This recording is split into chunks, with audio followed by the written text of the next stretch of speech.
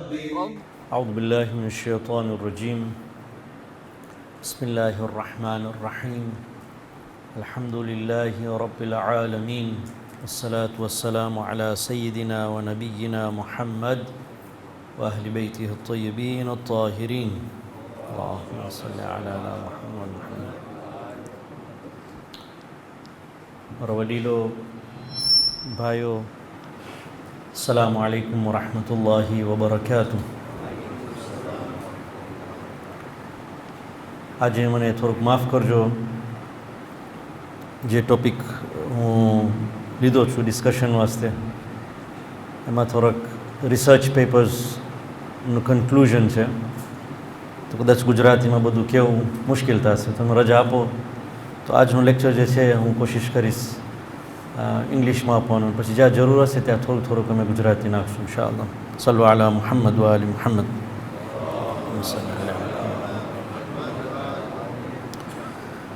So the world, the way we see it today, there is a lot of development around us. We have roads coming up, bridges coming up, the latest gadgets in our hands, beautiful cars, technology. But together with that, when we see the human race, we have a lot of corruption, diseases, wars. So when researchers come together and try to analyze that what's happening, on one side we see progress, but when we look at the human race, we see a decline as far as his character is concerned. So there are many reasons to this, but one reason that always comes up, they say, is willpower. So it is willpower that brings about progress. For men to progress in life, to succeed in life. So when he's climbing a mountain, for him to be able to reach the peak, he cannot do it without having willpower. But at the same time, there comes a time when he needs to control himself. There also willpower is needed. So willpower is needed to progress, but willpower is also needed to restrain oneself so that he does not exceed the limits. APA, American Psychology Association. So the beauty about this association is what they've done is they've compiled a lot of research papers and they've presented a booklet, a small booklet explaining what willpower is. It's there online, you can go through it. Very nice presentation. So I will not go through the whole booklet, but right at the end they have some key points and conclusions from this booklet as to what willpower is. So how do they define willpower? They say willpower is the ability to resist short-term gratification in pursuit of long-term goals. So we all have long-term goals, but we have hindrances. Sometimes we have short-term gratifications. Oh, let me just enjoy this. The moment you do this, you compromise your long-term goals. So they say willpower is nothing but resisting the short-term gratification to achieve your long-term goals. One. They say willpower is very important according to their research. So it is related with positive life outcomes like better grades in school, self-esteem, self-confidence, lower substance abuse. For people who have better willpower, they are less likely to get into substance abuse, drugs, smoking, and things like that. Greater financial security. So when they grow up and they start earning, people with a greater willpower will make better financial decisions. So there will be better financial security. Improved physical and mental health. People with a better willpower or stronger willpower will have a better physical health and mental health. So what happens when you don't have enough of willpower? They say what it will do is that person will always have, when you look at his life, he'll have a lot of impulsive actions. So not things that he uses his consciousness, but his instincts. So he'll act very instinctively in life, and as a result he'll make more mistakes. Then a very interesting point, they say willpower is something that is persistent. That means it's like cycling. So if you train a small child on willpower, it's very likely that that child will grow up and have a bit better willpower when they grow up. So it's very important to instill this willpower right from childhood. This is according to research. Then they also say that willpower is like a muscle. So when you have a muscle, however strong you may be, but constant use of that muscle consistently or throughout the day, then what happens is towards the end of the day the muscle gives in, it weakens up. So they say people who are exposed to a lot of control of willpower during the day, it's like a muscle. So they exercise their willpower throughout the day, it's very likely that towards the end of the day that willpower will give in. So they say many of these cases of extramarital affairs, or binge eating, wrong kinds of foods, all that happens in the evening hours. So throughout the day people have exercised their willpower, they've really controlled themselves, they've controlled their anger, they've controlled their instincts, they've tried to make the right decisions in life. But what happens is towards the end of the day that muscle is tired. So to the end of the day they'll make more mistakes. That willpower will give in. Then they say willpower depletion. So people, they try to assess people who have less of willpower. They assessed their brains. They say the cognitive center, the decision making center is less developed. Not only that, but they have lower blood glucose levels. Then they go ahead and say people who have lower willpower, what will really assist them is positive moods, beliefs and attitudes. So willpower, they say you have it, but some days you'll have lower amounts of it. So you should make up for it with positive moods, beliefs and attitudes.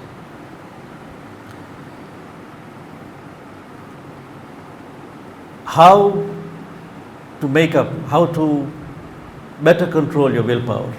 They say avoid temptation. So for example, the new thing is when you go to the office, don't put your mobile phone on your table. Because the moment it's ahead of you, it's in front of you, there's a high chance you'll keep on using it. So keep it away. Or if it's food, if you have a habit of binge eating, then keep the food away. Avoid temptation, one. And secondly, plan ahead. So if you're going for a function, so if you give example of niyaz, for example, that you have an intention that I'll be coming for niyaz, you should make a decision that I'm going for niyaz, I'm just going to eat half a plate. That's it. Half a plate and I'm going to walk out. But people who come unplanned for niyaz, they fill up the plate and then they realize this food is really good. So they stand up again and top it up. By the time they realize they can't even stand up from the mat here. You see them sitting. Literally, I've seen people sitting and you say, what happened? Bulthi thoruk wadare khawai. Allama Tabatabai had this discipline in his life. Throughout his life, he would not eat more than one plate. One helping. So when he was invited to somebody's house or in his own house, the first helping, so he would look around the table and he would take one helping on his plate, whatever could fit in, little bit. Once he would finish that, he would keep his plate aside. I'm done. So you need planning. Then they say, okay, if you want to maintain steady willpower, make sure that your blood glucose levels are up there. So have healthy meals, have regular snacks here and there so that your blood glucose remains high. If you don't have enough of blood glucose, there's a high chance that it will deplete your willpower.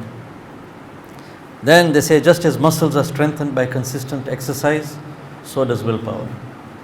So the more you exercise your willpower, the more it will strengthen your muscles, your willpower. So muscles, people go to the gym, they exercise it, the muscles grow. They will say willpower is also muscle.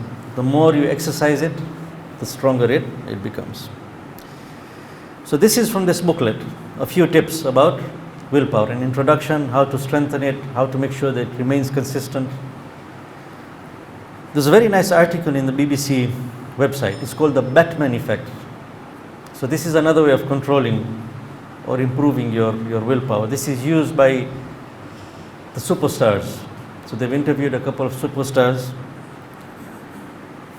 So the heading was the Batman effect, how having an alter ego empowers you. So just now we have social distancing. We distance ourselves from each other because of the coronavirus. But in this technique, it is self-distancing. So you distance yourself from yourself. How? They create an imaginary character. For example, David, Peter, just give him a name. So whenever they have to make a decision, instead of making the decision themselves, they'll say, David, what do you think? So they say this really helps them. They say you become like a fly sitting on the wall observing yourself. So they say when you have a realization that somebody is watching you, you tend to make better decisions in life. So it improves your willpower. So luckily, in our faith, we don't have to create an imaginary character. We have Ahlul Bayt. So we are told, moment by moment, always think, what would Ahlul Bayt do? So the Eid Namaz Kunut that we do, Allahumma adkhilna fi kulli khairin, adkhalta fihi Muhammadan wa ali Muhammad. Wa akhrijna min kulli su'in, akhrajta minhu Muhammadan wa ali Muhammad. Whatever khair that you gave to Ahlul Bayt, or whatever khair that Ahlul Bayt entered into, you make us enter it. And whatever evil that they got saved from, save us from. So we don't have to create an imaginary character, just think about Ahlul Bayt.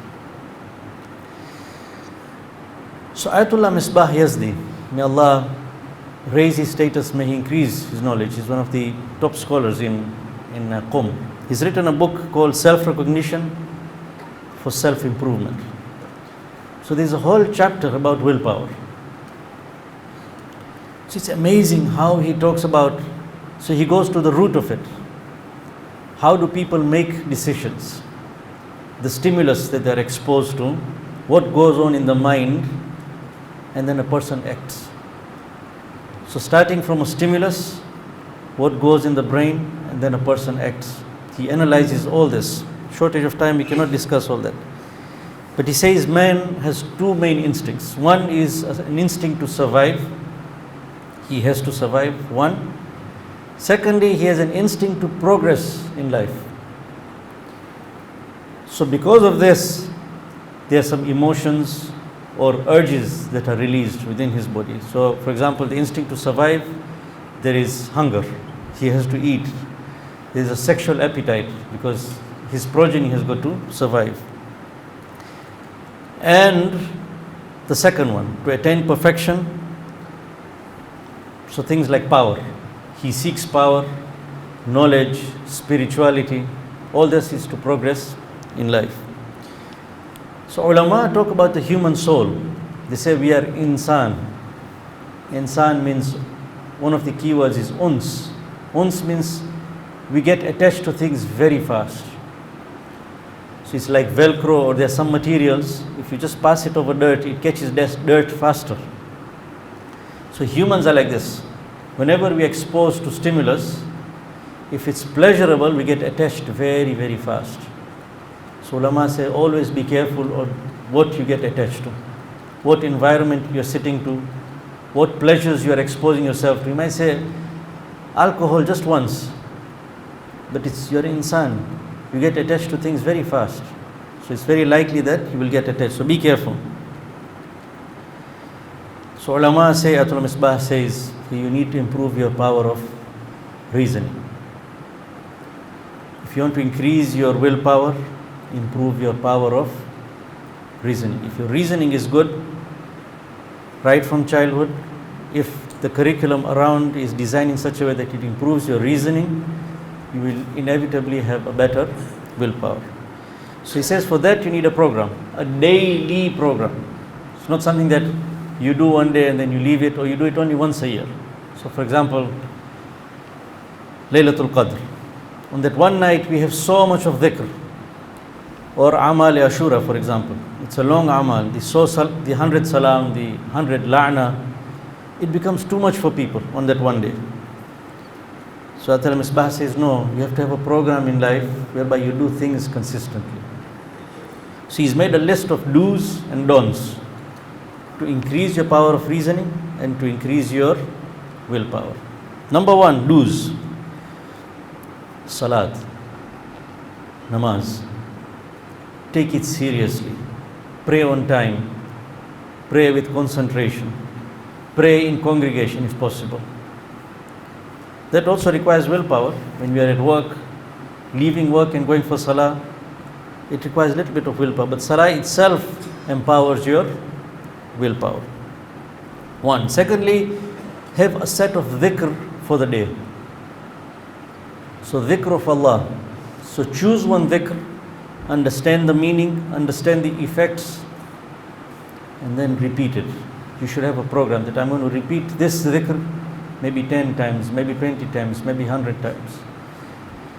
So ulamas had this practice of reciting Ziyarati Ashura. For example, Imam Khomeini, they would recite Ziyarati Ashura on a daily basis, but not only Ziyarati Ashura, but the 100 salam and the 100 la'an on a daily basis, consistently in the morning. When he would go for his walk, he would recite the salam, he would recite the la'an.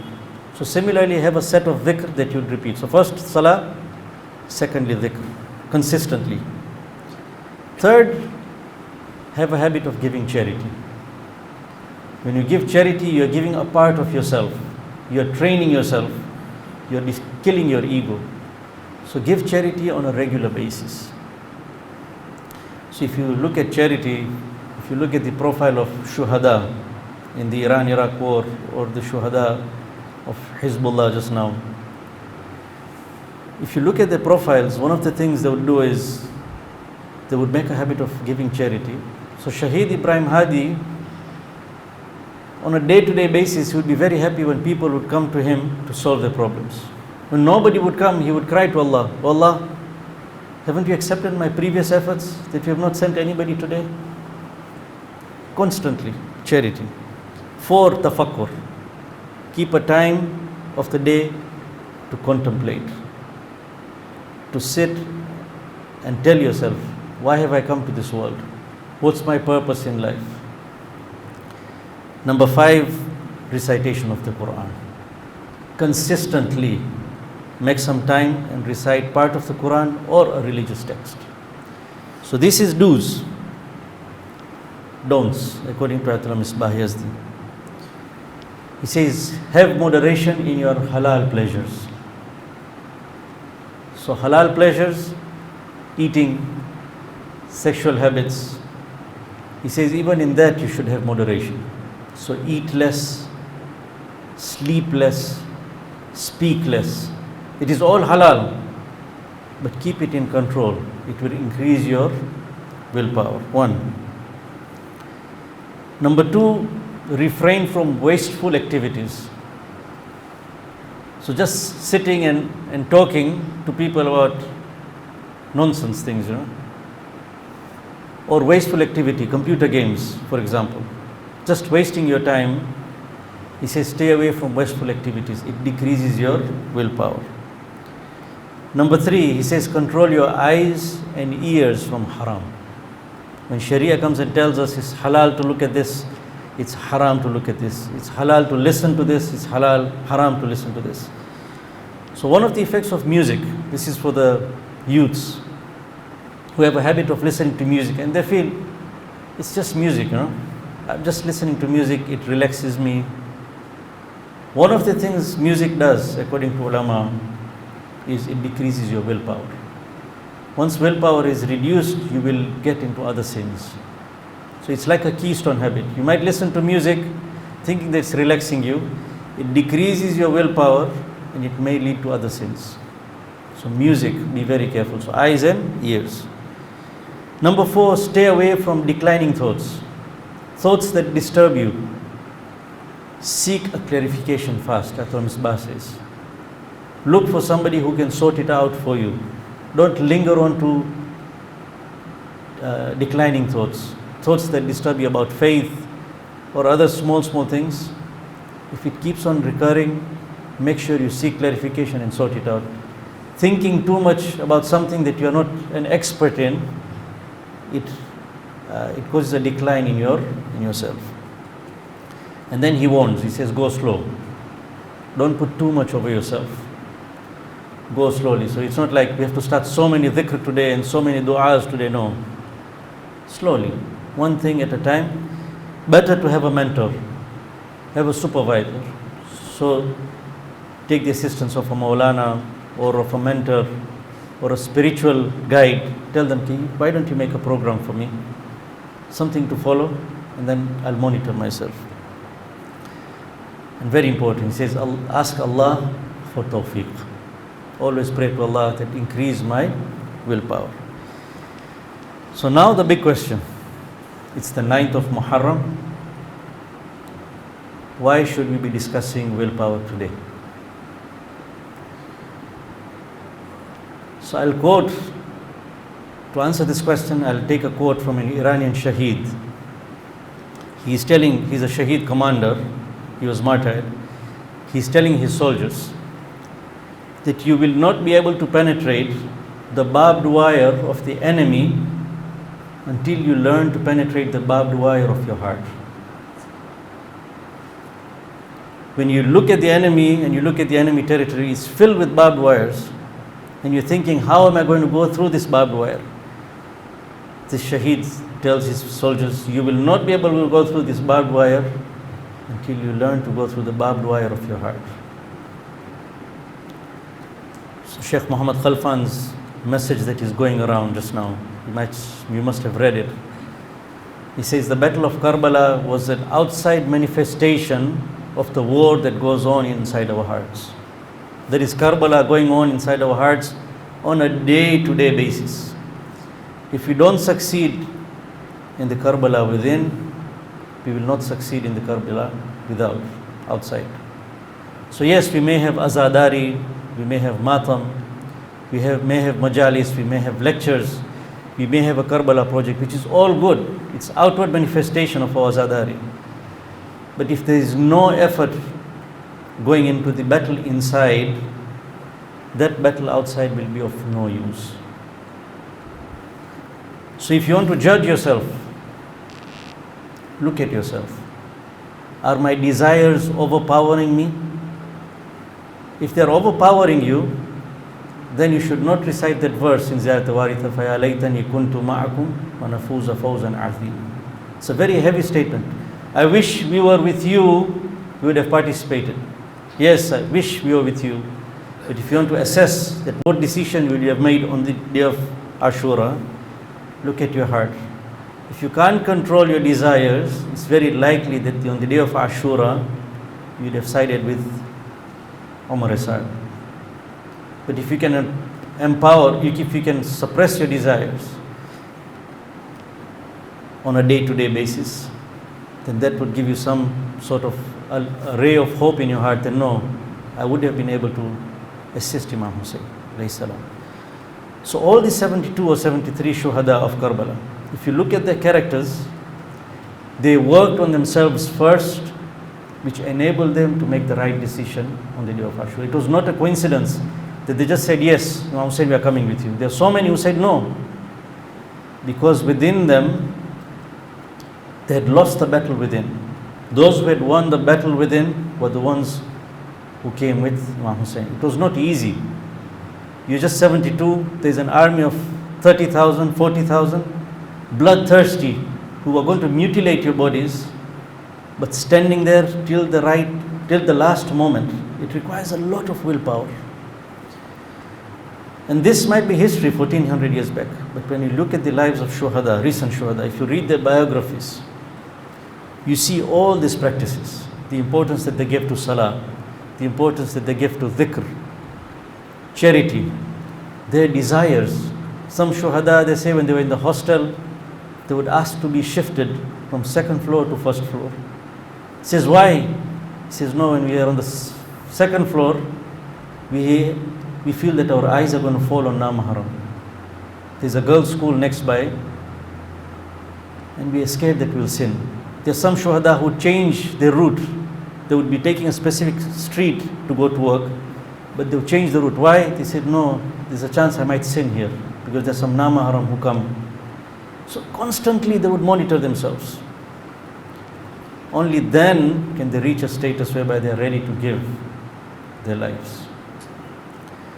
So on a day like this, yes, we are commemorating the sacrifice of Imam Hussain alayhi salam, but ulama say that you need to make a decision which will last till next Ashura, that this will be the beginning of my fight within. You start working on the Karbala within. If you do that for 1 year, till the next Ashura, you will see amazing effects. The next Ashura will be on a higher level, inshallah, if we are alive. May Allah give us the tawfiq, inshallah, to strengthen our willpower, not only for success in these worldly things, but He should give us willpower so that we can participate in the army of the 12th Imam, inshallah. Subhana rabbika rabbil izzati amma yasifun. Wassalamun ala al-mursaleen walhamdulillahi rabbil alameen.